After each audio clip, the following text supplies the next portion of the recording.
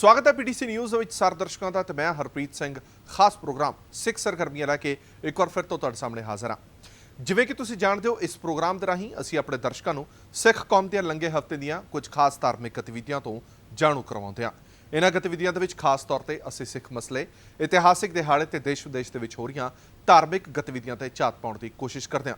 ਸੋ programme ਦੀ ਸ਼ੁਰੂਆਤ ਕਰਦੇ ਹਾਂ ਪੰਥਕ ਹਲਕਿਆਂ ਦੇ ਵਿੱਚ ਚੱਲ ਰਹੀਆਂ ਗਤੀਵਿਧੀਆਂ ਦੇ ਨਾਲ।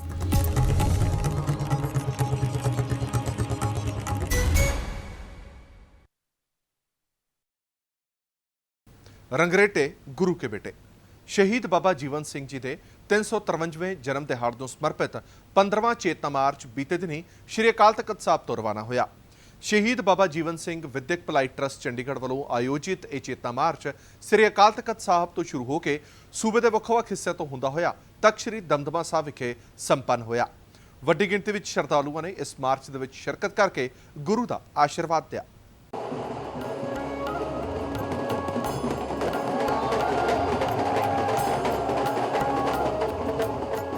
रंगरेटे गुरु के बेटे शहीद बाबा जीवन सिंह जी के 353वें जन्म दिहाड़े ਨੂੰ समर्पित एक चेतना मार्च श्री अकाल तख्त साहिब तो बीते दिनी रवाना होया। श्री अकाल तख्त साहिब के जथेदार ज्ञानी गुरबचन सिंह ने अरदास तो बाद इस मार्च ਨੂੰ रवाना किया। जन्म दिहाड़े ਨੂੰ समर्पित ਇਹ 15ਵਾਂ चेतना मार्च श्री गुरु ग्रंथ साहिब जी की छत्र छाया ਦੇ ਹੇਠ ਅਤੇ ਪੰਜ ਪਿਆਰਿਆਂ ਦੀ ਅਗਵਾਈ ਦੇ ਹੇਠ ਸੂਬੇ ਦੇ ਵੱਖ-ਵੱਖ ਹਿੱਸਿਆਂ ਤੋਂ ਹੁੰਦਾ ਹੋਇਆ तक श्री दमदमा साहिब जाके समाप्त होया। चेतना मार्च के दौरान ਵੱਖ-ਵੱਖ गतका पार्टियां ने अपनी कला के जौहर भी दिखाए।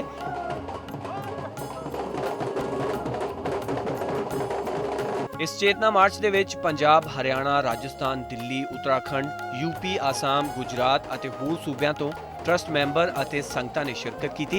चेतना मार्च के सारा रस्ता संगतां दे वल्लों थां-थां ते स्वागती गेट और लंगर पानी के इंतजाम किए गए सन। श्रोमणी गुरुद्वारा प्रबंधक कमेटी के वल्लों मार्च के ठहरन के सुचज्जे इंतजाम किए गए सन।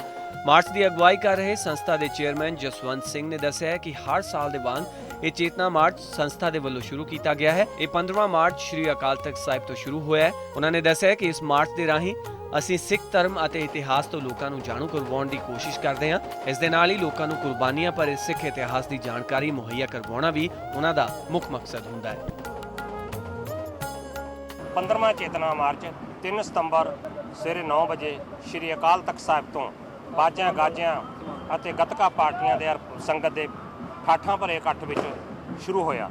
ਇਹ ਨਗਰ ਕੀਰਤਨ ਸ਼੍ਰੀ ਅਕਾਲ ਤਖਤ ਸਾਹਿਬ ਤੋਂ ਚੱਲ ਕੇ ਅੰਮ੍ਰਿਤਸਰ ਤੋਂ ਅੱਗੇ ਤਰਨਤਾਰਨ, ਹਰੀਕੇ ਤੋਂ ਧਰਮਕੋਟ ਤੋਂ ਮੋਗੇ ਤੋਂ ਬਾਘਾ ਪੁਰਾਣੇ ਤੋਂ ਕੋਟਕਪੂਰ ਤੇ ਰਾਤਰੀ ਵਿਸ਼ਰਾਮ ਜਿਹੜਾ ਹੈ ਉਹ ਸ਼੍ਰੀ ਮੁਕਤਸਰ ਸਾਹਿਬ ਹੋਵੇਗਾ। ਤੋਂ ਉਸ ਤੋਂ ਬਾਅਦ 4 ਤਰੀਕ ਨੂੰ ਮੁਕਤਸਰ ਵਿਖੇ 3 ਤਰੀਕ ਸ਼ਾਮ ਨੂੰ ਗੁਰੂ ਕੇ ਬੇਟੇ ਧਾਰਮਿਕ ਨਾਟਕ ਰੋਸ਼ਨੀ ਤੇ ਆਵਾਜ਼ ਦੇ ਆਧਾਰ ਦਿਖਾਇਆ ਜਾਵੇਗਾ। ਉਸ ਤੋਂ ਬਾਅਦ 4 ਤਰੀਕ ਨੂੰ ਸਵੇਰੇ 7:30 ਵਜੇ ਬਾਜਾ ਗਾਜਿਆਂ ਦੇ ਨਾਲ ਇਹ ਚੇਤਨਾ ਮਾਰਚ ਆਰੰਭ ਹੋ ਕੇ ਸ਼੍ਰੀ ਮੁਕਤਸਰ ਸਾਹਿਬ ਤੋਂ ਜਲਾਲਾਬਾਦ, ਫਾਜ਼ਿਲਕਾ, ਅਬੋਹਰ, ਮਲੋਟ, ਆਪਣੇ ਬਾਦਲ ਤੇ ਅੱਗੇ ਬਠਿੰਡਾ ਹੁੰਦਾ ਹੈ। ਰਾਤਰੀ ਵਿਸ਼ਰਾਮ ਤਖਤ ਸ਼੍ਰੀ ਦਮਦਮਾ ਸਾਹਿਬ ਤਲਵੰਡੀ ਵਿਖੇ ਕਰੇਗਾ।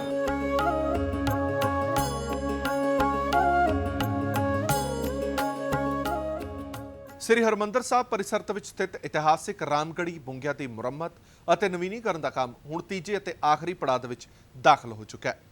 ਮੁਕੰਮਲ ਹੋਣ ਮਗਰੋਂ ਇਸ ਵਿਰਾਸਤੀ ਇਮਾਰਤ ਨੂੰ ਸੈਲਾਨੀਆਂ ਲਈ ਖੋਲ੍ਹ ਦਿੱਤਾ ਜਾਏਗਾ।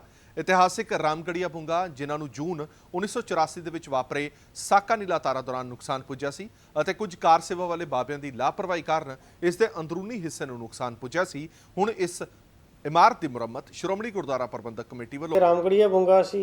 ਇਹਨਾਂ ਨੂੰ 1984 ਦੇ ਵਿੱਚ ਭਾਰਤ ਸਰਕਾਰ ਵੱਲੋਂ ਜਿਹੜਾ ਸੱਚਖੰਡ ਸ੍ਰੀ ਹਰਿਮੰਦਰ ਸਾਹਿਬ ਤੇ ਹਮਲਾ ਕੀਤਾ ਗਿਆ ਸੀ, ਉਸ ਸਮੇਂ ਬਹੁਤ ਭਾਰੀ ਨੁਕਸਾਨ ਪਹੁੰਚਿਆ ਤੇ ਉਹਨਾਂ ਬੁੰਗਿਆਂ ਦੀ ਮੁਰੰਮਤ ਦਾ ਕੰਮ ਜਿਹੜਾ ਦੁਬਾਰਾ ਤਮੀਰ ਕਰਾਉਣ ਦਾ ਕੰਮ ਸੀ ਉਹ ਜਥੇਦਾਰ ਅਵਤਾਰ ਸਿੰਘ ਪ੍ਰਧਾਨ ਸ਼੍ਰੋਮਣੀ ਗੁਰਦੁਆਰਾ ਪ੍ਰਬੰਧਕ ਕਮੇਟੀ ਦੇ ਦਿਸ਼ਾ ਨਿਰਦੇਸ਼ਾਂ ਅਨੁਸਾਰ ਸ਼੍ਰੋਮਣੀ ਗੁਰਦੁਆਰਾ ਪ੍ਰਬੰਧਕ ਕਮੇਟੀ ਵੱਲੋਂ ਤੇ ਰਾਮਗੜ੍ਹੀਆ ਭਾਈਚਾਰੇ ਵੱਲੋਂ ਮਿਲ ਕੇ ਅਤ ਆਧੁਨਿਕ ਤਕਨੀਕ ਅਨੁਸਾਰ ਕਰਾਇਆ ਜਾ ਰਿਹਾ। ਇਹ ਬੁੰਗਿਆਂ ਦੇ ਵਿੱਚ ਕਿਉਂਕਿ ਉਸ ਸਮੇਂ ਦੇ ਜਿਹੜੇ ਪੁਰਾਣੇ ਬੁੰਗੇ ਬਣੇ ਸੀ, ਇਹਦੇ ਵਿੱਚ ਖੂਹ ਵੀ ਸੀ, ਖਜ਼ਾਨਾ ਘਰ ਵੀ ਸੀ ਤੇ ਹੋਰ ਵੀ ਜੇਲ੍ਹ ਟਾਈਪ ਵੀ ਇੱਕ ਇਮਾਰਤ ਥੱਲੇ ਬਣੀ ਹੋਈ ਆ। ਉਹ ਸਾਰਾ ਕੰਮ ਮੁਕੰਮਲ ਹੋ ਚੁੱਕਾ ਤੇ ਇਸ ਦੇ ਤੀਜੇ ਪੜਾਅ ਦਾ ਕੰਮ ਜਿਹੜਾ ਵਾ ਉਹ ਸ਼ੁਰੂ ਕੀਤਾ ਜਾ ਰਿਹਾ। ਤੀਸਰੇ ਪੜਾਅ ਦੇ ਵਿੱਚ ਬੁੰਗਿਆਂ ਦੇ ਵਿੱਚ ਜਿਹੜੀ ਬੁੰਗਿਆਂ ਦੇ ਉੱਪਰਲੇ ਫਰਸ਼ ਨੇ ਉਹ ਪਾਏ ਜਾਣਗੇ ਤੇ ਨਾਲ ਦੀ ਨਾਲ ਲਾਈਟਾਂ ਦਾ ਕੰਮ, ਡੈਕੋਰੇਸ਼ਨ ਦਾ ਕੰਮ ਕੀਤਾ ਜਾਵੇਗਾ। ਇਸ ਕਾਰਜ ਦੇ ਵਿੱਚ ਰਾਮਗੜੀਆ ਭਾਈਚਾਰਾ ਜਿਹੜਾ ਵਾ ਸ਼੍ਰੋਮਣੀ ਗੁਰਦੁਆਰਾ ਪ੍ਰਬੰਧਕ ਕਮੇਟੀ ਨੂੰ ਹਰ ਤਰ੍ਹਾਂ ਦਾ ਸਹਿਯੋਗ ਦੇ ਰਿਹਾ ਵਾ। ਕਰਦੇ ਸਨ। ਇਹ ਬੁੰਗੇ ਜਿਹੜੇ ਨੇ ਇਹ ਮਹਾਰਾਜਾ ਜੱਸਾ ਸਿੰਘ ਰਾਮਗੜੀਆ ਨੇ 1794 ਵਿੱਚ ਤਮੀਰ ਕਰਾਏ ਸਨ। ਇਹਨਾਂ ਦੇ ਨਾਲ ਜਿਹੜੇ 2 ਵੱਡੇ ਮੀਨਾਰ ਨੇ ਉਹ ਉਸ ਵੇਲੇ ਵਾਚ ਟਾਵਰ ਵਜੋਂ ਵੀ ਵਰਤੇ ਜਾਂਦੇ ਸੀ। ਇਹ 156 ਫੁੱਟ ਉੱਚੇ 2 ਮੀਨਾਰ ਨੇ ਜੋ ਉਸ ਵੇਲੇ ਸ਼੍ਰੀ ਹਰਿਮੰਦਰ ਸਾਹਿਬ ਦੀ ਸੁਰੱਖਿਆ ਲਈ ਨਿਗਰਾਨੀ ਦਾ ਕੰਮ ਵੀ ਕਰਦੇ ਸਨ। ਸ਼੍ਰੋਮਣੀ ਗੁਰਦੁਆਰਾ ਪ੍ਰਬੰਧਕ ਕਮੇਟੀ ਵੱਲੋਂ ਸ੍ਰੀ ਹਰਿਮੰਦਰ ਸਾਹਿਬ ਪਰਿਸਰ ਦੇ ਵਿੱਚ ਸਥਿਤ ਗੁਰਦੁਆਰਾ ਮੰਜੀ ਸਾਹਿਬ ਦੀਵਾਨ ਹਾਲ ਨੂੰ ਵਾਤਾਨੁਕੂਲ ਯਾਨੀ ਕਿ ਫੁੱਲੀ ਏਸੀ ਕੀਤਾ ਜਾਏਗਾ। ਇਹ ਸੇਵਾ ਕਮੇਟੀ ਵੱਲੋਂ ਬੀਬੀ ਪ੍ਰਕਾਸ਼ ਕੌਰ ਨੂੰ ਦਿੱਤੀ ਗਈ ਹੈ।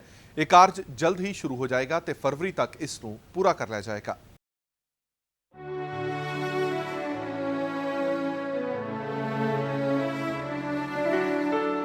ਸ਼੍ਰੀ ਹਰਿਮੰਦਰ ਸਾਹਿਬ ਪਰਿਸਰ ਵਿੱਚ ਸਥਿਤ ਗੁਰਦੁਆਰਾ ਮੰਜੀ ਸਾਹਿਬ ਦੀਵਾਨ ਹਾਲ ਨੂੰ ਸ਼੍ਰੋਮਣੀ ਗੁਰਦੁਆਰਾ ਪ੍ਰਬੰਧਕ ਕਮੇਟੀ ਹੁਣ ਵਾਤਾਨੁਕੂਲਿਤ ਕਰਨ ਜਾ ਰਹੀ ਹੈ। ਇਤਿਹਾਸਿਕ ਗੁਰਦੁਆਰਾ ਸਾਹਿਬ ਦੇ ਜੇ ਚਾਰ ਪਾਈਏ ਤਾਂ ਇਸ ਸਥਾਨ ਤੇ ਗੁਰੂ ਅਰਜਨ ਦੇਵ ਜੀ ਨੇ ਬੈਠ ਕੇ 12 ਮਾਹ ਦੀ ਬਾਣੀ ਦੀ ਰਚਨਾ ਕੀਤੀ ਤੇ ਇਸ ਸਥਾਨ ਤੇ ਮਹਾਰਾਜ ਜੀ ਦੇ ਦੀਵਾਨ ਸੱਜਦੇ ਸਨ। ਇਸ ਸਥਾਨ ਦੀ ਮਹੱਤਤਾ ਨੂੰ ਵੇਖਦੇ ਹੋਇਆਂ ਕਮੇਟੀ ਵੱਲੋਂ ਇੱਕ ਬਹੁਤ ਹੀ ਵੱਡਾ ਦੀਵਾਨ ਹਾਲ ਉਸਾਰਿਆ ਗਿਆ ਜਿੱਥੇ ਵੱਖ-ਵੱਖ ਧਾਰਮਿਕ ਸਮਾਗਮਾਂ ਤੋਂ ਇਲਾਵਾ 2 ਸਮੇਂ ਸ੍ਰੀ ਗੁਰੂ ਗ੍ਰੰਥ ਸਾਹਿਬ ਜੀ ਦੀ ਕਥਾ ਵੀ ਹੁੰਦੀ ਹੈ ਜਿਸ ਦਾ ਸਵੇਰ ਵੇਲੇ ਪੀਟੀਸੀ ਤੋਂ ਸਿੱਧਾ ਪ੍ਰਸਾਰਣ ਕੀਤਾ ਜਾਂਦਾ ਹੈ। ਇਸ ਦੀਵਾਨ ਹਾਲ ਨੂੰ ਸੰਗਤਾਂ ਦੀ ਸਹੂਲਤ ਲਈ ਵਾਤਾਨੁਕੂਲਿਤ ਬਣਾਉਣ ਦੀ ਜਾਣਕਾਰੀ ਦਿੰਦਿਆਂ ਹੋਇਆਂ ਕਮੇਟੀ ਪ੍ਰਧਾਨ ਅਵਤਾਰ ਸਿੰਘ ਨੇ ਕਿਹਾ ਕਿ ਕਮੇਟੀ ਦੇ ਬਹੁਤ ਸਾਰੇ ਅਦਾਰੇ ਹੁਣ ਅਜੋਕੇ ਸਮੇਂ ਤੇ ਹਾਨੀ ਹੁੰਦਿਆਂ ਵਾਤਾਨੁਕੂਲ ਬਣਾਏ ਜਾ ਰਹੇ ਨੇ। ਇਸੇ ਲੜੀ ਤਹਿਤ ਇਸ ਇਤਿਹਾਸਿਕ ਸਥਾਨ ਜਿੱਥੇ 2 ਸਮੇਂ ਕਥਾ ਹੋਇਆ ਕਰਦੀਆਂ ਹੈ ਤੇ ਸੰਗਤ ਇਸ ਦੌਰਾਨ ਵੱਡੀ ਗਿਣਤੀ ਵਿੱਚ ਪਹੁੰਚਦੀ ਹੈ ਹੁਣ ਉਹ ਵਾਤਾਨੁਕੂਲ ਸਹੂਲਤ ਦਾ ਆਨੰਦ ਲੈ ਸਕੇਗੀ। ਸ਼੍ਰੋਮਣੀ ਕਮੇਟੀ ਦੇ ਬਹੁਤ ਸਾਰੇ ਅਦਾਰਿਆਂ ਦੇ ਵਿੱਚ ਨਵੀਨੀਕਰਨ ਹੋ ਰਿਹਾ ਔਰ ਇਹ ਅਸਥਾਨ ਜਿਹੜਾ ਮੰਜੀ ਸਾਹਿਬ ਦੀਵਾਨ ਵਾਲਾ ਇਹਦੀ ਬੜੀ ਇਤਿਹਾਸਕ ਮਹੱਤਤਾ ਹੈ। ਸਤਿਗੁਰੂ ਗੁਰੂ ਅਰਜਨ ਦੇਵ ਮਹਾਰਾਜ ਨੇ ਇਸ ਜਿਹੜਾ ਪਰੇ ਛੋਟਾ ਜਿਹਾ ਅਸਥਾਨ ਬਣਾਇਆ ਉੱਥੇ 12 ਮਾਹ ਦਾ ਮਾਜ ਦਾ ਰਾਤ ਦੀ ਬਾਣੀ ਉਚਾਰਨ ਕੀਤੀ ਸੀਗੀ ਔਰ ਉੱਥੇ ਉਦੋਂ ਬਾਅਦ ਇਹ ਦੀਵਾਨ ਵਗੈਰਾ ਲਗਾਉਣ ਲਈ ਇਹ ਵੱਡਾ ਦੀਵਾਨ ਹਾਲ ਬਣਾਤਾ ਗਿਆ। ਉਨ੍ਹਾਂ ਕਿਹਾ ਕਿ ਦੀਵਾਨ ਹਾਲ ਬਹੁਤ ਵੱਡਾ ਹੋਣ ਕਰਕੇ ਸੰਗਤਾਂ ਵਿੱਚ ਬਹੁਤ ਪਰੇਸ਼ਾਨੀ ਹੁੰਦੀ ਸੀ, ਇਸ ਲਈ ਕਮੇਟੀ ਨੇ ਇਸ ਹਾਲ ਨੂੰ ਵੀ ਵਾਤਾਨੁਕੂਲ ਬਣਾਉਣ ਦਾ ਫੈਸਲਾ ਲਿਆ। ਐਸੀ ਸੇਵਾ ਬੀਬੀ ਜੀ ਨੂੰ ਸੌਂਪੀ ਗਈ ਹੈ ਜੋ ਇਸ ਨੂੰ ਫਰਵਰੀ ਤੱਕ ਪੂਰਾ ਕਰ ਦੇਣਗੇ। ਮੰਜੀ ਸਾਹਿਬ ਦੀਵਾਨ ਹਾਲ ਦੀ ਕਾਰ ਸੇਵਾ ਹੈ। ਇਹ ਸਾਡੇ ਮਨ ਵਿੱਚ ਬਹੁਤ ਦੇਰ ਦੀ ਇੱਛਾ ਸੀ। ਉੱਥੇ ਸੰਗਤ ਬਹੁਤ ਜੁੜਦੀ ਹੈ ਵੱਡੇ ਵੱਡੇ ਸਮਾਗਮਾਂ 'ਤੇ ਵੀ। ਜਦੋਂ ਦੀ ਸ਼ਬਦ ਗੁਰੂ ਦੀ ਕਥਾ ਸ਼ੁਰੂ ਕੀਤੀ ਹੈ ਉਦੋਂ ਤੋਂ ਕਥਾ ਦੇ ਟਾਈਮ 'ਤੇ ਸਵੇਰੇ ਵੀ ਦੋਨੋਂ ਟਾਈਮ ਬਹੁਤ ਸੰਗਤ ਜੁੜਦੀ ਹੈ। ਇਹ ਗਰਮੀ ਦੇ ਵਿੱਚ ਵੱਡਾ ਹਾਲ ਹੋਣ ਕਰਕੇ ਗਰਮੀ ਬਹੁਤ ਹੁੰਦੀ ਹੈ। ਉਹ ਸਾਨੂੰ ਬੜੀ ਖੁਸ਼ੀ ਹੈ ਕਿ ਬੀਬੀ ਪ੍ਰਕਾਸ਼ ਕੌਰ ਜੀ ਚੱਡਾ ਅਤੇ ਉਹਨਾਂ ਦੇ ਸਪੁੱਤਰ ਸਰਜਿੰਦਰ ਸਿੰਘ ਜੀ ਚੱਡਾ ਦੇ ਸਮੂਹ ਪਰਿਵਾਰ ਵੱਲੋਂ ਇਹ ਸੇਵਾ ਜਿਹੜੀ ਆਪਣੇ ਜਿੰਮੇ ਲਈ ਹੈ। ਇਸ ਦੀਵਾਨ ਹਾਲ ਦਾ ਜਿਹੜਾ ਵਾਤਾਨੁਕੂਲ ਕਰਨਾ ਇਹ ਕੰਡੀਸ਼ਨਿੰਗ ਕਰਨੀ ਹੈ ਇਹ ਇਹਨਾਂ ਇਸ ਸੇਵਾ ਨੂੰ ਨਿਭਾਉਣ ਵਾਲੀ ਬੀਬੀ ਪ੍ਰਕਾਸ਼ ਕੌਰ ਦੇ ਪੁੱਤਰ ਰਾਜਿੰਦਰ ਸਿੰਘ ਚੱਡਾ ਮੁਤਾਬਿਕ ਇਹ ਸੇਵਾ ਗੁਰੂ ਦੀ ਬਖਸ਼ਿਸ਼ ਹੈ ਜੋ ਉਹਨਾਂ ਨੂੰ ਮਿਲੀ ਹੈ ਤੇ ਇਸ ਲਈ ਵਾਹਿਗੁਰੂ ਦਾ ਸ਼ੁਕਰਾਨਾ ਕਰਦੇ ਨੇ ਤੇ ਪੂਰੀ ਤਨਦੇਹੀ ਦੇ ਨਾਲ ਇਸ ਨੂੰ ਨਿਭਾਉਣਗੇ। ਮੈਂ ਕਰਾਉਣ ਵਾਲਾ ਕੌਣ ਕਰਨ ਤਾਂ ਆਪੇ ਆਪ ਹੀ ਹੈਗਾ। ਕਹਿੰਦੇ ਨਾ ਹੈਗੀ ਜੋ ਗੁਰੂ ਸਾਹਿਬ ਪੰਕਤੀ ਲਿਖੀ ਹੈ ਕਰਨ ਕਰਾਉਣ ਆਪੇ ਆਪ ਮਾਨਸ ਕੇ ਕੁਛ ਨਹੀਂ ਹੱਥ ਨਾ ਦੱਸਿਆ। ਇੱਕ ਛੋਟੇ ਜਿਹੇ ਬ੍ਰੇਕ ਲਈ ਇੱਥੇ ਰੁਕ ਰਹੇ ਹਾਂ। ਬ੍ਰੇਕ ਤੋਂ ਬਾਅਦ ਜਲਦ ਹਾਜ਼ਰ ਹੋਵਾਂਗੇ।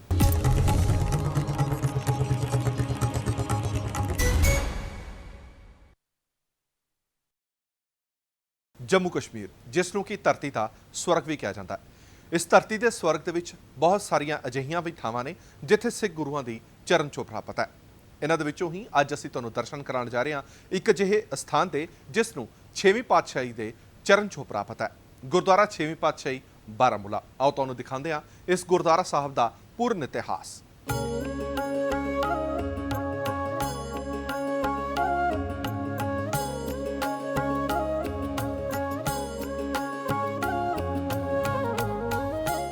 ਛੇਵੀਂ ਪਾਤਸ਼ਾਹੀ ਸਾਹਿਬ ਸ੍ਰੀ ਗੁਰੂ ਹਰਗੋਬਿੰਦ ਸਾਹਿਬ ਜੀ ਦੀ ਚਰਨ ਛੋਹ ਪ੍ਰਾਪਤ ਧਰਤੀ ਹੈ ਛੇਵੀਂ ਪਾਤਸ਼ਾਹੀ ਗੁਰਦੁਆਰਾ ਬਾਰਾਮੂਲਾ। ਇਸ ਗੁਰਦੁਆਰਾ ਸਾਹਿਬ ਦਾ ਬਹੁਤ ਵੱਡਾ ਇਤਿਹਾਸ ਹੈ ਔਰ ਇੱਥੋਂ ਦੀ ਸਿੱਖ ਸੰਗਤ ਨੇ ਇਸ ਇਤਿਹਾਸ ਨੂੰ ਬੜੇ ਹੀ ਸ਼ਾਨਦਾਰ ਤਰੀਕੇ ਦੇ ਨਾਲ ਸੰਭਾਲ ਕੇ ਰੱਖਿਆ ਹੋਇਆ। ਅੱਜ ਤੁਹਾਨੂੰ ਇਸ ਗੁਰਦੁਆਰਾ ਸਾਹਿਬ ਦੇ ਅਸੀਂ ਦਰਸ਼ਨ ਕਰਾਵਾਂਗੇ ਔਰ ਇਸ ਗੁਰਦੁਆਰਾ ਸਾਹਿਬ ਨਾਲ ਜੁੜਿਆ ਹੋਇਆ ਇਤਿਹਾਸ ਵੀ ਸੰਗਤਾਂ ਦੇ ਨਾਲ ਰੂਬਰੂ ਕਰਾਂਗੇ। ਸੋ ਚਲਦੇ ਹਾਂ ਗੁਰਦੁਆਰਾ ਸਾਹਿਬ ਦੇ ਦਰਸ਼ਨ ਕਰਨ ਦੇ ਲਈ।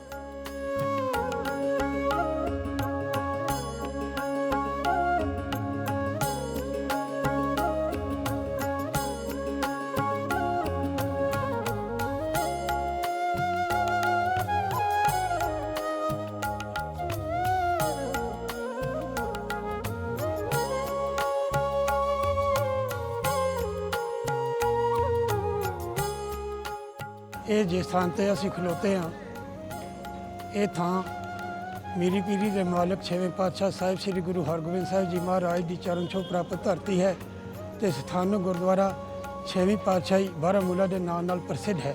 ਬਾਰਾਮੂਲੇ ਦੀ ਇਹ ਥਾਂ ਜਿਹੜੀ ਹੈ, ਇਸ ਦੇ ਬਾਰੇ ਸਿੱਖ ਇਤਿਹਾਸ ਵਿੱਚ ਦੱਸਿਆ ਗਿਆ ਹੈ ਕਿ ਗੁਰੂ ਹਰਗੋਬਿੰਦ ਸਾਹਿਬ ਜੀ ਮਹਾਰਾਜ ਗਰਮੀਆਂ ਦੀ ਰੁੱਤ 3 ਮਹੀਨੇ ਇੱਥੇ ਠਹਿਰੇ। ਇੱਥੇ ਉਹਨਾਂ ਦਾ ਵਿਸਰਾਮ ਸੀ, ਸੰਗਤਾਂ ਦਾ ਜੋੜ ਮੇਲਾ ਹੁੰਦਾ ਸੀ।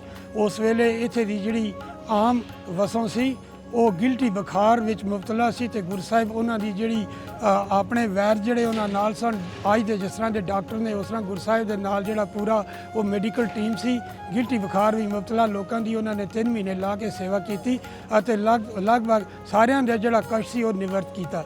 ਨਾਲ ਹੀ ਗੁਰੂ ਸਾਹਿਬ ਨੇ ਲੋਕਾਂ ਦੇ ਅਸਰਾਰ ਤੇ ਇੱਥੇ ਇੱਕ ਖੂਹ ਪਟਵਾਇਆ ਜਿਸ ਦਾ ਪਾਣੀ ਅੱਜ ਵੀ ਸਾਰੇ ਦੇ ਸਾਰੇ ਲੋਕ ਸਿੱਖ ਸੰਗਤਾਂ ਅਤੇ ਬਾਕੀ ਮੁਸਲਮਾਨ ਭਾਈਚਾਰਾ ਵੀ ਵਰਤ ਰਿਹਾ ਹੈ। ਇੱਥੇ ਜਿਹੜੇ ਸਥਾਨਕ ਸੰਗਤ ਰਾਜ ਸਨ ਉਹਨਾਂ ਨੇ ਪੱਥਰ ਦਾ ਇੱਕ ਤਖਤ ਇਤਿਹਾਸ ਦੇ ਮੁਤਾਬਕ ਮੁਗਲ ਬਾਦਸ਼ਾਹ ਜਹਾਂਗੀਰ ਵਾਸਤੇ ਘੜਿਆ ਹੋਇਆ ਸੀ। ਜਹਾਂਗੀਰ ਨੇ ਇਸ ਥਾਂ ਤੇ ਆਪਣੇ ਕੈਂਪ ਜਿਹੜੇ ਗੱਡਣੇ ਸਾਨੂੰ ਮੁਨਾਸਬ ਨਹੀਂ ਸਮਝੇ। ਇਹ ਜਿਹੜੀ ਪਹਾੜੀ ਉੱਪਰਲੇ ਪਾਸੇ ਤੁਸੀਂ ਦੇਖ ਰਹੇ ਹੋ, ਇਸ ਤੇ ਜਹਾਂਗੀਰ ਨੇ ਜਾ ਕੇ ਆਪਣੇ ਖੇਮੇ ਗੱਡੇ ਤੇ ਜਿਹੜਾ ਤਖਤ ਸੀ ਉਹ ਗੁਰੂ ਹਰਗੋਬਿੰਦ ਸਾਹਿਬ ਨੂੰ ਸਮਰਪਿਤ ਕਰ ਦਿੱਤਾ। ਗੁਰੂ ਹਰਗੋਬਿੰਦ ਸਾਹਿਬ ਉਸੇ ਤਖਤ ਤੇ ਵਿਰਾਜ ਕੇ ਸੰਗਤਾਂ ਨੂੰ ਗੁਰੂ ਨਾਨਕ ਦੇਵ ਜੀ ਮਹਾਰਾਜ ਦਾ ਰਸਤਾ ਸਮਝਾਉਂਦੇ ਰਹੇ ਅਤੇ ਨਾਮ ਬਾਣੀ ਨਾਲ ਜੋੜ ਕੇ ਸੰਗਤਾਂ ਦੇ ਕਸ਼ਟ ਨਿਵਾਰਦੇ ਰਹੇ। ਅਸੀਂ ਇਹ ਗੁਰਦੁਆਰਾ ਸ੍ਰੀ ਛੇਵੀਂ ਪਾਤਸ਼ਾਹੀ ਵਿੱਚ ਲਗਭਗ ਮਾਰਚ ਦੇ ਮਹੀਨੇ ਤੋਂ ਲੈ ਕੇ ਦਸੰਬਰ ਅਖੀਰ ਤੱਕ, ਜਦ ਤੱਕ ਗੁਰੂ ਗੋਬਿੰਦ ਸਿੰਘ ਜੀ ਮਹਾਰਾਜ ਦਾ ਪ੍ਰਕਾਸ਼ ਪੁਰਬ ਨਹੀਂ ਹੁੰਦਾ, ਹਰ ਹਫ਼ਤੇ ਕੋਈ ਨਾ ਕੋਈ ਦੀਵਾਨ ਹੁੰਦਾ ਹੈ। ਇਸ ਤਰ੍ਹਾਂ ਵੀ ਇੱਥੇ ਸਵੇਰੇ 4:30 ਵਜੇ ਤੋਂ ਲੈ ਕੇ 7:30 ਵਜੇ ਤੱਕ ਸਵੇਰ ਦੇ ਅੰਮ੍ਰਿਤ ਵੇਲੇ ਦੇ 2 ਦੀਵਾਨ ਹੁੰਦੇ ਨੇ, ਜਿਸ ਵੇਲੇ ਪਹਿਲੇ ਸੁਖਮਨੀ ਸਾਹਿਬ ਦੇ ਭੋਗ ਉਪਰੰਤ ਸਮਾਪਤੀ ਹੁੰਦੀ ਹੈ। ਫਿਰ ਉਸ ਤੋਂ ਬਾਅਦ ਕੀਰਤਨ ਦਰਬਾਰ ਆਸਾਵਾਰ ਦਾ ਕੀਰਤਨ ਗਾਇਆ ਜਾਂਦਾ। ਐਤਵਾਰ ਨੂੰ 3 ਦੀਵਾਨ ਹੁੰਦੇ ਨੇ। ਤੀਸਰੇ ਦੀਵਾਨ ਦੀ ਸਮਾਪਤੀ 11:30 ਵਜੇ ਹੁੰਦੀ ਹੈ। ਜਿਸ ਵੇਲੇ ਵੀ ਕੋਈ ਇਤਿਹਾਸਕ ਦਿਨ ਆਉਂਦਾ ਜਾਂ ਗੁਰਪੁਰਬ ਹੁੰਦਾ ਜਾਂ ਗੁਰਗੱਦੀ ਦਿਵਸ ਹੁੰਦਾ ਜਾਂ ਜੋਤੀ ਜੋਤ ਦਿਵਸ ਹੁੰਦਾ, ਉਹ ਅਸੀਂ ਇੱਥੇ ਮਨਾਉਂਦੇ ਹਾਂ। ਇੱਥੇ ਲੋਕਲ ਸੰਗਤਾਂ ਘੱਟੋ ਘੱਟ ਟਾਊਨ ਵਿੱਚ ਜਿਹੜੀਆਂ ਨੇ 15,000 ਦੇ ਕਰੀਬ ਨੇ ਤੇ ਡਿਸਟ੍ਰਿਕਟ 25,000 ਦੇ ਕਰੀਬ ਨੇ। ਤੇ ਜਦੋਂ ਵੀ ਇੱਥੇ ਕੋਈ ਪੁਰਬ ਹੁੰਦਾ ਇੱਥੇ 8-9,000 ਦੇ ਕਰੀਬ ਸੰਗਤਾਂ ਦਾ ਜਮਾਵੜਾ ਹੋ ਜਾਂਦਾ।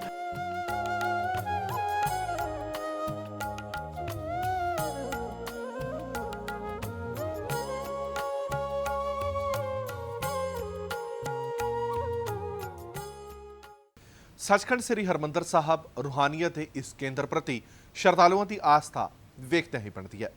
ਦੇਸ਼ ਵਿਦੇਸ਼ ਦੇ ਵਿੱਚ ਵਸਦੇ ਸਿੱਖ ਭਾਈਚਾਰੇ ਦੇ ਲੋਕ ਹੀ ਨਹੀਂ ਬਲਕਿ ਹਰ ਧਰਮ ਦੇ ਲੋਕ ਆਸਥਾ ਦੇ ਇਸ ਕੇਂਦਰ ਤੇ ਆਪਣੀ ਸ਼ਰਧਾ ਦੇ ਫੁੱਲ ਭੇਂਟ ਕਰਨ ਲਈ ਪਹੁੰਚਦੇ ਨੇ। ਆਪਣੀ ਯੋਗਤਾ ਦੇ ਮੁਤਾਬਕ ਜਿੱਥੇ ਬੇਸ਼ੁਮਾਰ ਦੌਲਤ ਭੇਂਟ ਕਰਦੇ ਨੇ, ਬਲਕਿ ਇਸ ਦੀ ਸੁੰਦਰਤਾ ਲਈ ਆਲੀਸ਼ਾਨ ਅਤੇ ਬੇਸ਼ਕੀਮਤੀ ਵਸਤਾਂ ਵੀ ਭੇਂਟ ਕਰਦੇ ਨੇ। ਬੀਤੇ ਦਿਨੀ ਇਸੇ ਤਰ੍ਹਾਂ ਮੁੰਬਈ ਨਿਵਾਸੀ ਬੀਬੀ ਸੁਰਜੀਤ ਕੌਰ ਵੱਲੋਂ ਸੋਨੇ ਅਤੇ ਹੀਰਿਆਂ ਨਾਲ ਜੜਿਆ ਹੋਇਆ ਇੱਕ ਚੌਰ ਸਾਹਿਬ ਭੇਂਟ ਕੀਤਾ ਗਿਆ। ਦੱਸ ਦਈਏ ਕਿ ਬੀਬੀ ਸੁਰਜੀਤ ਕੌਰ ਨੇ ਗੁਰੂ ਘਰ ਪ੍ਰਤੀ ਆਪਣੀ ਆਸਥਾ ਦਾ ਪ੍ਰਗਟਾਵਾ ਕਰਦਿਆਂ ਇਸ ਤੋਂ ਪਹਿਲਾਂ ਵੀ ਕਈ ਬੇਸ਼ਕੀਮਤੀ ਚੀਜ਼ਾਂ ਗੁਰੂ ਸਾਹਿਬ ਤੇ ਚੜਾਈਆਂ ਨੇ।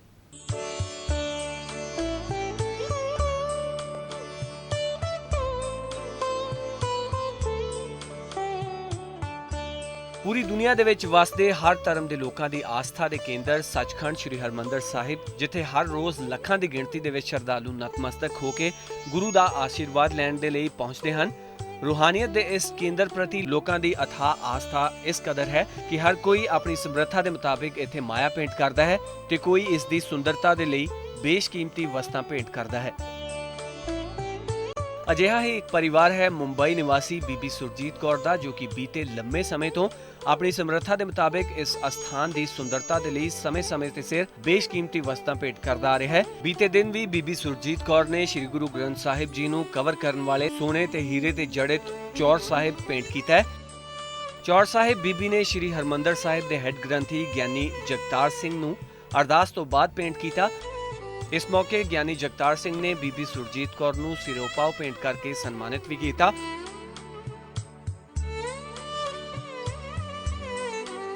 ਦੱਸ ਦਈਏ ਕਿ ਬੀਬੀ ਸੁਰਜੀਤ ਕੌਰ ਇਸ ਤੋਂ ਪਹਿਲਾਂ ਵੀ ਸ਼੍ਰੀ ਹਰਮੰਦਰ ਸਾਹਿਬ ਦੇ ਪ੍ਰਤੀ ਆਪਣੀ ਆਸਥਾ ਦਾ ਪ੍ਰਗਟਾਵਾ ਕਰਦਿਆਂ ਗੁਰੂ ਘਰ ਦੇ ਲਈ ਸੋਨੇ ਦਾ ਚੌਰ ਸਾਹਿਬ, 26 ਝਾਲਰਾਂ ਤੇ ਚਾਂਦੀ ਦੇ ਦਰਵਾਜ਼ਿਆਂ ਦੀ ਸੇਵਾ ਨਿਭਾ ਚੁੱਕੇ ਨੇ।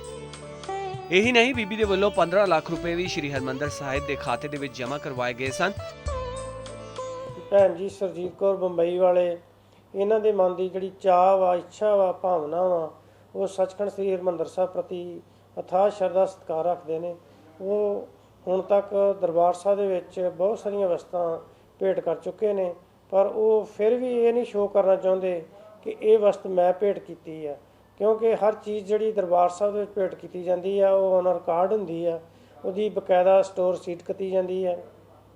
ਜਿਹੜੇ ਹੁਣ ਤੱਕ ਦੇ ਰਿਕਾਰਡ ਮੁਤਾਬਕ ਭੈਣ ਜੀ ਸੁਰਜੀਤ ਕੌਰ ਨੇ ਸੱਚਖੰਡ ਸ੍ਰੀ ਹਰਿਮੰਦਰ ਸਾਹਿਬ ਦੇ ਵਿੱਚ ਜਿਹੜੇ ਸਤਿਗੁਰੂ ਸ੍ਰੀ ਗੁਰੂ ਗ੍ਰੰਥ ਸਾਹਿਬ ਉੱਪਰ 3 ਛੱਬੇ ਸੁਸ਼ੋਭਿਤ ਨੇ ਉਹ ਭੇਟ ਕੀਤੇ ਨੇ, ਝਾਲਰਾਂ ਭੇਟ ਕੀਤੀਆਂ ਨੇ, ਜਿਹੜੇ ਫੁੱਲਦਾਨ ਨੇ ਉਹਨਾਂ 'ਤੇ ਸੋਨੇ ਦਾ ਕੰਮ ਕਰਾਇਆ, ਇੱਕ ਪੀੜ੍ਹੇ ਦਾ ਸੋਨੇ ਦਾ ਕੰਮ ਕਰਾਇਆ ਤੇ ਚਾਂਦੀ ਦੇ ਦਰਵਾਜ਼ਿਆਂ ਦਾ ਕੰਮ ਕਰਾਇਆ। ਇਸ ਤੋਂ ਇਲਾਵਾ ਦਰਸ਼ਨ ਜੋੜੀ ਤੇ ਸਤਿਗੁਰੂ ਗੁਰੂ ਰਾਮਦਾਸ ਮਹਾਰਾਜ ਦਾ ਸ਼ੁਕਰਾਨਾ ਕਰਨ ਵਾਸਤੇ ਭੈਣ ਜੀ ਨੇ ਧੰਨ ਧੰਨ ਰਾਮਦਾਸ ਗੁਰੂ ਜੀ ਨਸਿਰਿਆ ਤੇ ਨੇ ਸਵਾਰਿਆ, ਸੋਨੇ ਦੇ ਅੱਖਰਾਂ ਵਿੱਚ ਲਿਖਾ ਕੇ ਬਹੁਤ ਸੁੰਦਰ ਭੇਟ ਕੀਤਾ, ਜਿਹੜਾ ਕਿ ਦਰਸ਼ਨ ਜੋੜੀ ਦੀ ਸ਼ੋਭਾ ਨੂੰ ਵਧਾਉਂਦਾ ਵਾ ਤੇ ਗੁਰੂ ਰਾਮਦਾਸ ਪ੍ਰਤੀ ਸ਼ਰਧਾ ਸਤਿਕਾਰ ਨੂੰ ਪ੍ਰਗਟ ਕਰਦਾ। ਗੱਲਬਾਤ ਕਰਦਿਆਂ ਬੀਬੀ ਸੁਰਜੀਤ ਕੌਰ ਨੇ ਦੱਸਿਆ ਹੈ ਕਿ ਉਹਨਾਂ ਨੇ ਪਹਿਲਾਂ ਜੋ ਚੌਰ ਸਾਹਿਬ ਪੇਂਟ ਕੀਤਾ ਸੀ ਉਸ ਵਿੱਚ ਉਹਨਾਂ ਨੂੰ ਕੁਝ ਕਮੀ ਲੱਗ ਰਹੀ ਸੀ ਤੇ ਗੁਰੂ ਦੇ ਹੁਕਮਾਂ ਨੂੰ ਮੰਨਦਿਆਂ ਇਸ ਦੇ ਵਿੱਚ ਇਸ ਵਾਰ ਬੇਸ਼ਕੀਮਤੀ ਨੀਲਾਮ ਵੀ ਲਗਾਇਆ ਗਿਆ ਹੈ। ਉਹਨਾਂ ਨੇ ਦੱਸਿਆ ਕਿ ਜੋ ਸੇਵਾ ਗੁਰੂ ਮਹਾਰਾਜ ਉਹਨਾਂ ਤੋਂ ਕਰਵਾਉਂਦੇ ਨੇ ਉਹ ਉਸ ਨੂੰ ਪੂਰਾ ਕਰਨ ਦੀ ਕੋਸ਼ਿਸ਼ ਕਰਦੇ ਨੇ ਅਤੇ ਇਸ ਲਈ ਇਸ ਕਾਰਜ ਦੇ ਵਿੱਚ ਕਮੇਟੀ ਪ੍ਰਧਾਨ ਦਾ ਵੀ ਉਹ ਧੰਨਵਾਦ ਕਰਦੇ ਨੇ। ਅੰਦਰੋਂ ਹੁਕਮ ਹੋ ਜਾਂਦਾ, ਮੌਸਲੇ ਹਾਜ਼ਰ ਹੋ ਜਾਂਦੀ। ਮੈਂ ਤੇ ਇੱਕ ਗਰੀਬ ਆਰਡਨਰੀ ਔਰਤ ਹਾਂ, ਮੇਰੇ ਪਾਸ ਕੁਛ ਜੋ ਕੁਛ ਹੈ ਸਭ ਕੁਛ ਗੁਰੂ ਰਾਮਦਾਸ ਮਹਾਰਾਜ ਦਾ ਹੈ। ਪਿਛਲੀ ਦਫੇ ਚੌਰ ਸਾਹਿਬ ਦੇ ਉੱਤੇ ਨਾ ਡਾਇਮੰਡ, ਐਮਰਨ ਔਰ मतलब बहुत कुछ लगवाया था पे, मैंने तसल्ली नहीं सी हुई। मेरे पास काफ़ी ज्वेलरी थी, वो ज्वेलरी नूं मैं जो पेन से मैं कहना ही महाराजा रणजीत सिंह दी तो मैं चरना दी धूड़ भी नहीं है, वो मैं पूरी दी पूरी सारी मैल्ट करवाई। एक नए पैसे का भी बाजारों सोना नहीं खरीदिया, बांका सी, पंजेबा सी, मतलब बहुत कुछ सी। वो चौर साहब ते फिर मैं क्या डायमंड लगाओ, डायमंड मैं देखे थोड़े घट लगे। फिर मेरी तमन्ना सी कि मैं ना दूसरा चौर साहब प्रधान साहब महाराज जी और मेरा बच्चा रूह सिंह उन्होंने दी मैं परमिशन लीती, उन्होंने कहा तुसी माता जो करना चाहो कर सकती। फिर ऐतकी रूह सिंह उन्होंने सिलेक्ट किया चौर साहब दे, बहुत डिसेंट फंटेस्टिक बनाया उन्होंने, बड़े सोने मतलब डायमंड, मानिक, एमरन, रूबी मतलब उन्होंने लगाया। मैं उन्होंने कहा सी रूबी ज़्यादा लगाना, मैं बॉम्बे कभी भी दर्शन करना चाहवा तो सामने पता लगे, रूबी तो पता लग जाता है कि ना मतलब महाराज दे पवित्र चरणा चौर साहब लगा।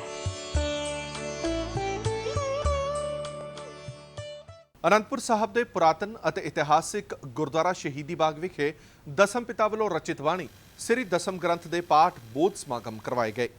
ਇਸ ਦੌਰਾਨ ਜਿੱਥੇ ਵੱਖ-ਵੱਖ ਆਗੂਆਂ ਵੱਲੋਂ ਖਾਸ ਤੌਰ ਤੇ ਦਸਮ ਗ੍ਰੰਥ ਪ੍ਰਤੀ ਉਠਾਏ ਜਾ ਰਹੇ ਸ਼ੰਕਿਆ ਦਾ ਤਰਕ ਦਿੱਤਾ ਅਤੇ ਜਵਾਬ ਦਿੱਤਾ, ਨਾਲ ਹੀ ਸਾਰਿਆਂ ਦੇ ਸ਼ੰਕੇ ਵੀ ਦੂਰ ਕਰਨ ਦੇ ਉਪਰਾਲੇ ਕੀਤੇ ਗਏ। ਗੁਰਦੁਆਰਾ ਸ਼ਹੀਦੀ ਬਾਗ ਸ੍ਰੀ ਅਨੰਦਪੁਰ ਸਾਹਿਬ ਵਿਖੇ ਸ਼੍ਰੀ ਦਸਮ ਗ੍ਰੰਥ ਸਾਹਿਬ ਦੇ ਗੁਰਬਾਣੀ ਸ਼ੁੱਧ ਗੁਰਬਾਣੀ ਪਾਠ ਬੋਧ ਸਮਾਗਮ ਕਰਵਾਏ ਜਾ ਰਹੇ ਆ, ਜਿਹੜੇ ਕਿ 19 ਅਗਸਤ ਤੋਂ ਚੱਲ ਰਹੇ ਨੇ ਔਰ 21 ਸਤੰਬਰ ਤੱਕ ਇਹਨਾਂ ਦੇ ਭੋਗ ਪੈਣੇ ਆ। ਇਹਦਾ ਮਕਸਦ ਆ ਜਿਹੜਾ ਸਾਡਾ ਕਿ ਤਾਂ ਕਿ ਜਿਹੜੇ ਅੰਮ੍ਰਿਤ ਸੰਚਾਰ ਦੀਆਂ ਬਾਣੀਆਂ ਸ਼੍ਰੀ ਦਸਮ ਗ੍ਰੰਥ ਸਾਹਿਬ ਵਿੱਚੋਂ ਆ ਔਰ ਅਰਦਾਸ ਸ਼੍ਰੀ ਦਸਮ ਗ੍ਰੰਥ ਸਾਹਿਬ ਵਿੱਚੋਂ ਆ, ਤਾਂ ਕਿ ਜਿਹੜਾ ਸਿੱਖੀ ਦੇ ਅੰਮ੍ਰਿਤ ਸੰਚਾਰ 'ਚ ਨਿਤਨੇਮ 'ਚ ਨਿਸ਼ਚਾ ਦ੍ਰਿੜ ਕਰਵਾਇਆ ਜਾ ਸਕੇ। ਇਸ ਕਰਕੇ ਇਹ ਸਮਾਗਮ ਜਿਹੜਾ ਹੈਗਾ ਪੂਰੇ ਦਲ ਪੰਥ ਵੱਲੋਂ ਪੰਥਕ ਜਥੇਬੰਦੀਆਂ ਵੱਲੋਂ ਲਿਖਿਆ ਗਿਆ ਸੀ। ਸੋ ਆਪਣੀ ਇਸ ਖਾਸ ਪੇਸ਼ਕਸ਼ ਦੇ ਵਿੱਚ ਸਾਡੀ ਪੂਰੀ ਕੋਸ਼ਿਸ਼ ਹੁੰਦੀ ਹੈ ਕਿ ਅਸੀਂ ਆਪਣੇ ਦਰਸ਼ਕਾਂ ਨੂੰ ਅਹਿਮ ਗਤੀਵਿਧੀਆਂ, ਸਿੱਖ ਇਤਿਹਾਸ ਤੇ ਚਲੰਤ ਮੁੱਦਿਆਂ ਤੋਂ ਜਾਣੂ ਕਰਵਾ ਸਕੀਏ। ਤੁਹਾਡੇ ਵਿਚਾਰ ਤੇ ਸੁਝਾਅ ਹਮੇਸ਼ਾ ਸਾਡੇ ਲਈ ਕੀਮਤੀ ਨੇ। ਆਪਣੀਆਂ ਗਲਤੀਆਂ ਤੇ ਖਾਮੀਆਂ ਲਈ ਸਾਨੂੰ ਤੁਹਾਡੇ ਵਿਚਾਰਾਂ ਤੇ ਸੁਝਾਵਾਂ ਦਾ ਹਮੇਸ਼ਾ ਇੰਤਜ਼ਾਰ ਰਹੇਗਾ। ਜੇਕਰ ਤੁਸੀਂ ਇਸ ਪ੍ਰੋਗਰਾਮ ਸੰਬੰਧੀ ਆਪਣੀ ਕੋਈ ਰਾਏ ਜਾਂ ਕੋਈ ਵਿਚਾਰ ਸਾਡੇ ਨਾਲ ਸਾਂਝਾ ਕਰਨਾ ਚਾਹੁੰਦੇ ਹੋ ਤਾਂ ਸਾਡਾ ਈਮੇਲ ਪਤਾ ਨੋਟ ਕਰ ਲਓ। ਸਾਡਾ ਈਮੇਲ ਪਤਾ ਹੈ feedback@ptcnetwork.tv। ਅਗਲੇ ਹਫਤੇ ਕੁਝ ਖਾਸ, ਕੁਝ ਨਵਾਂ ਲੈ ਕੇ ਮੁੜ ਤੋਂ ਤੁਹਾਡੇ ਰੂਬਰੂ ਹੋਵਾਂਗੇ। ਤਦ ਤੱਕ ਲਈ ਇਜਾਜ਼ਤ ਦਿਓ। ਵਾਹਿਗੁਰੂ ਜੀ ਕਾ ਖਾਲਸਾ, ਵਾਹਿਗੁਰੂ ਜੀ ਕੀ ਫਤਿਹ।